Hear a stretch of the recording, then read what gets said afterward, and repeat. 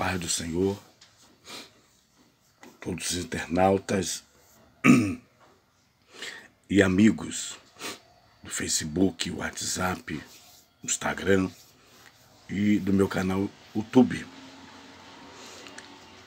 Eu queria que você prestasse bastante atenção na palavra de hoje. Eu tenho falado com Deus para me dar bastante inspiração para pregar a palavra de Deus. Falar a verdade, né? Tenho conversado com Deus para mim não me acovardar. Não posso me acovardar vendo a situação que se encontra no nosso Brasil, as pessoas, né? A degradação, a imoralidade. Agora, aprovaram uma lei que 40 gramas de maconha é permitido. E doutrina de demônios sendo implantada e pessoas, né, que nunca fumaram maconha vai começar a fumar maconha. E os que já fumam vão ser uma referência negativa para sua família. Então nós estamos vivendo dias maus, dias que antecedem a volta de Jesus, e Deus está vendo o comportamento do ser humano, a escolha. Ninguém quer escolher Deus. As pessoas querem escolher os prazeres da carne. E a Bíblia diz que o povo sofre por falta de conhecimento de Deus. Por isso que está sendo destruído, porque as pessoas não querem voltar-se para Deus, querem buscar seus prazeres, querem bebidas, querem orgias, querem músicas profanas, querem drogas.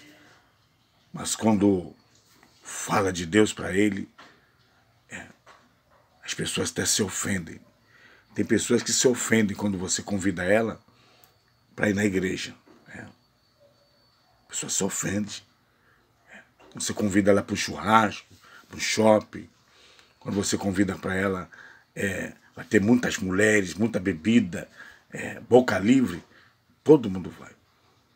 Mas o maior obstáculo que o ser humano coloca na frente é quando você convida ele para ouvir a palavra de Deus. Sabe por que o ser humano ele tem dificuldade de ir num templo, numa congregação, ouvir a palavra de Deus? Vai mexer aonde ele não quer que mexa. Vai mexer no adultério dele, vai mexer na cachaça, na cerveja, no cigarro, no adultério, vai mexer na prostituição, vai mexer na vida leviana que ele leva. Então lá ele vai ouvir a verdade. E ele não quer, ele corre. O ser humano está correndo de Deus. O ser humano, quando fala de igreja, ele não quer ouvir, ele corre. Só que Deus está olhando para você. Deus está dando corda para você. Você vai no hospital, por exemplo, as pessoas são humildes, choram, né? Quando chega um pastor, quando chega ali grupo de irmãos, de obreiros, fazendo visita no hospital, as pessoas estão no leito, entubada, ou está ali numa enfermaria. Quando você vai orar por ela, elas choram, olham para o céu, lembram de Deus na hora da dor, né? E muitas das vezes, Deus quer falar com as pessoas no momento de saúde e não querem ouvir a voz de Deus. Deus permite, às vezes, uma doença. Deus permite algumas coisas que aconteçam na nossa vida para nós entendermos que Deus quer que nós demos um basta nessa vida desregrada que estão levando. E hoje eu quero falar o assunto de um homem.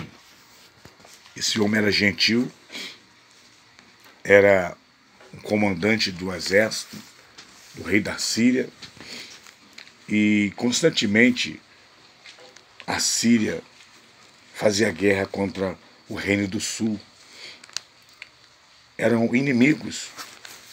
E em certa ocasião, guerreando o exército da Síria com o exército de Israel, foi levado uma menina. E essa menina, ela tornou-se uma escrava, uma cativa, na casa de Naamã. Só que essa menina era uma hebreia e conhecia o Deus de Israel. O Deus que abriu o Mar Vermelho, o Deus que alimentou o povo de Israel, os antepassados com maná, cordonizes, o Deus que destruiu o exército egípcio, o Deus que enviou 10 pragas. Então tinha um histórico. Em outras palavras, essa menina era uma conhecedora da verdade. E ela, vendo o esposo da sua senhora leproso, ela conversou com a sua senhora e disse: olha, se o seu esposo fosse lá na cidade de Samaria e se apresentasse o profeta, Deus o restauraria da sua lepra. E a esposa chamou seu esposo e conversou com ele: olha, essa menina cativa, que é uma hebreia, está aqui trabalhando conosco, está aqui fazendo serviço doméstico. Ela disse que se você fosse em Samaria, lá tem um profeta e ele traria a cura, você ia ficar livre desse mal. Então vamos ler aqui, estou apenas trazendo uma introdução, dando uma introdução, 2 Reis, capítulo 5, que diz assim: e Naamã, chefe do exército do rei da Síria, era um grande homem diante do seu senhor, e de muito respeito, porque por ele Deus dera livramento aos sírios. E era este homem valoroso, porém leproso. E saíram tropas da Síria, olha só, e da terra de Israel, levaram presa uma menina que ficou a serviço da mulher de Naamã.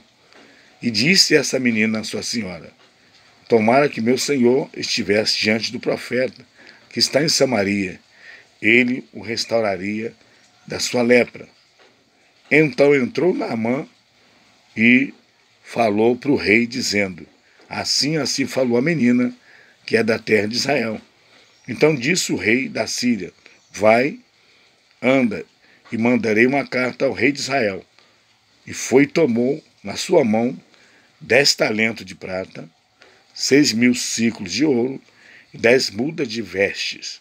E levou a carta ao rei de Israel, dizendo: logo em chegando a ti esta carta, sabe que eu te enviei Naamã, meu servo, para que o restaures da sua lepra. E sucedeu que, lendo o rei de Israel a carta, rasgou as suas vestes e disse: sou eu Deus, para matar e para vivificar, para que este envie a mim, para que eu restaurar a um homem da sua lepra? Pelo que deveras notai, peço-vos, e veja que busca ocasião contra mim. Sucedeu, porém, que, ouvindo Eliseu, homem de Deus, que o rei de Israel rasgara as suas vestes, mandou dizer ao rei: por que rasgaste as tuas vestes? Deixa ouvir a mim, e saberá que há profeta em Israel. Veio, pois, Naamã com seus cavalos, com seus carros, e parou à porta da casa de Eliseu. Então Eliseu lhe mandou um mensageiro, dizendo: vai e lava-te 7 vezes no rio Jordão, e a tua carne te tornarás, e ficarás purificado, ou seja, curado. Porém Naamã muito se revoltou e se foi, dizendo: eis que eu dizia comigo, certamente ele sairá, por-se-á em pé, invocará o nome do Senhor, seu Deus, e passará a sua mão sobre o lugar e restaurará o leproso? Não são, porventura, Abana e Farpá, rios de Damasco, melhores do que todas as águas de Israel? Não me poderia eu lavar neles e ficar purificado? E voltou-se e se foi com indignação revoltado. Então chegaram a ele os seus empregados e lhe falaram e disseram: meu pai, se o profeta te dissera alguma coisa grande, porventura não a farias? Quanto mais dizendo-te ele: lava-te e ficarás purificado. Então desceu e mergulhou no rio Jordão 7 vezes, conforme a palavra do homem de Deus. E a sua carne tornou como a carne de um menino, e ficou curado. Interessante, né? Interessante o rico, né? O rico, uma pessoa bem-sucedida, né? Ele gosta de privilégio, gosta de bajulação e gosta de ter um tratamento diferenciado. Ele era um homem respeitado, valoroso, tinha muito respeito, muitas honrarias, e o rei da Síria gostava muito de Naamã. Ele era o responsável da segurança, responsável de organizar o exército, as grandes batalhas, grandes guerras. Só que tinha um problema na vida de Naamã, a lepra. A lepra era uma das doenças que matava aos poucos. Israel, por exemplo, tinha um vale dos leprosos, onde só ficava pessoas com lepra e aquelas pessoas iam sendo mutiladas. Parte do seu corpo ia caindo e aquelas pessoas iam morrendo aos poucos. E interessante é que Deus, quando tem uma estratégia para fazer algo na vida de alguém, independente se ele é circuncidado ou não, se ele tem aliança com Deus ou não, Deus faz. Deus criou uma estratégia para Naamã conhecer o verdadeiro Deus, né? Aquele homem que organizava o exército, invadiu diversas vezes o povo de Israel, ali Samaria, e numa dessas invasões ele levou uma menina e ela estava trabalhando como caseira, como escrava. E ela pregou. Olha a importância de falar do amor de Deus para as pessoas que não conhecem quem é o Deus. Ela se sentia incomodada vendo Naamã leproso, sabendo que Deus podia dar a cura para aquele homem. Ela conhecia o profeta. Ela conhecia o homem de Deus. Ela sabia que o homem de Deus era a boca de Deus. Sabia que Eliseu foi sucessor de Elias. Ela sabia que Eliseu tinha muito respeito, muita honraria diante do rei de Israel. E ela, conversando com a sua patroa, disse que se Naamã fosse em Samaria, ele seria curado. Lá tem um profeta.